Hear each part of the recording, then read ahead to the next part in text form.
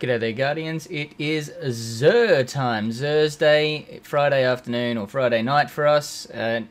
He is in the Reef, so that's the spawn in the Reef. Come down here, and here he is. Let's see what he's got this week. We have the Heavy Weapon Legacy Engram. So if you're looking for a Year 1 Galahorn or something like that, just for, you know, the fun of it, then that's how you get it. The yeah, decrypts at 170 max. You know the drill. It is Year 1 only. For the Titans have the Taikenaut, or the Takenaut, depending on how you like to say it. Helmet, it is a 100 intellect discipline roll. 100. 11 points down from max. Quite a ways on intellect and 3 down on discipline. We've got Better Already, which is one of it's a decent perk on that one, where shields start recovery immediately after orb pickup. Ashes to Assets is a very handy PvP perk where you get bonus super energy on grenade kills. Heavy Lifting is handy in PvE if you're getting heavy weapon kills only. It boosts your super. It's an intellect discipline roll, so of course we have increased intellect or increased discipline. And Air Traffic Control is the exotic perk. All rocket launchers gain tracking. Radar is visible while you've got heavy weapons on, so while you're aiming down sights. And heavy ammo also drops more frequently. So the Taikenaut or the Taikenaut helmet is very, very handy if you aren't running a tracking rocket launcher. But even so, if you've got that weapon on, you also have a radar while you've got heavy on. If you run that with, say, the Memory of Galleon, you would have a radar almost all the time, except when you're running a special weapon. What have we got? Hunters have a Shinobu's Vow. Very, very good armor piece for the Blade Dancers, but this is a garbage roll. 84 down from 99, so we're a long, long way down. Discipline only. With Auto Rifle or Sniper Rifle Loader, Fastball and Impact Induction, both grenade-oriented perks, because Shinobu's Vow is a grenade-oriented armor piece, which you'll see in a sec. Discipline only, being grenade-oriented armor piece, you'll never ever get melee-oriented and intellect strength on this particular armor piece. You'll always have discipline and a grenade-oriented tree in the middle here, of course. Increased intellect because as a pure discipline roll, it moves one to the left in the top node, and then increased discipline. New Tricks is the exotic perk, improves skip grenades, and you get an extra skip grenade charge. So if you're running skips on a Blade Dancer, Shinobu's Vow, in my opinion, is a must-wear. The Warlocks get the Ram at a 101 roll, 10 points down from max, 5 in each. You can see 5 in discipline, 5 in strength. 46.65 is what we're looking for. It's not the world's greatest roll, but we do have Infusion, my personal favorite perk in this particular slot. Replenish health rather than shield each time you pick up an Orb of Light. Hands-on and Second Thoughts are both PvE only perks. Hands-on is melee kills boost super energy, and Second Thoughts is the same but special weapon kills in PvE.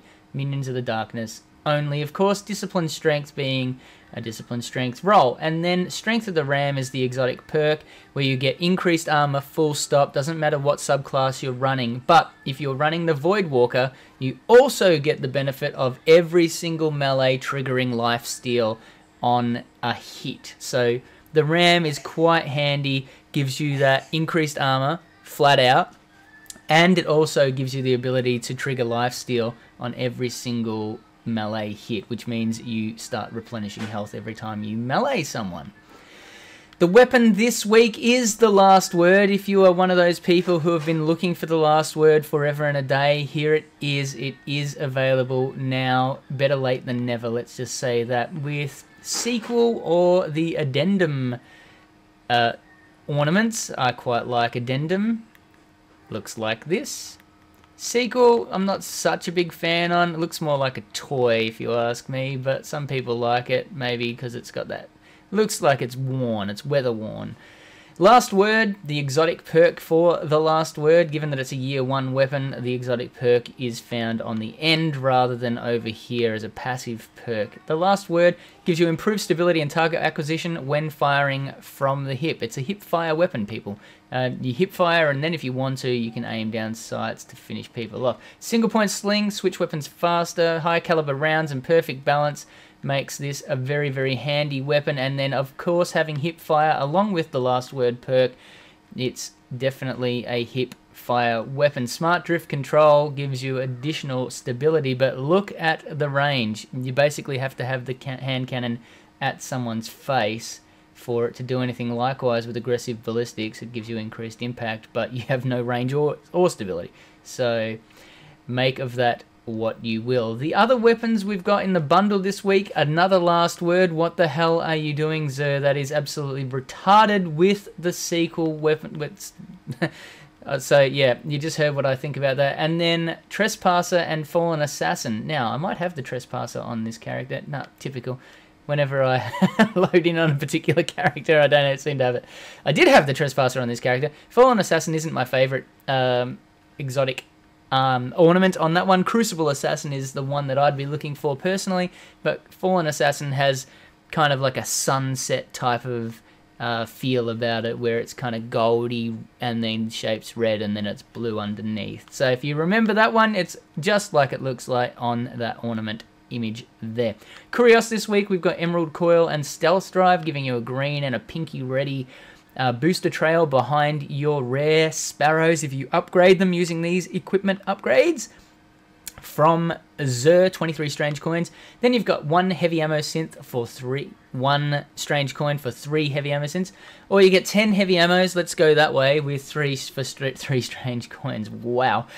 I'm confusing myself, I think. The heavy ammo is the best method, in my opinion, ranking up in the game. Just spam strange coins. 632 strange coins can take you from rank 0 to rank 25 with a faction, including the 4 strange coins that you get back per rank up.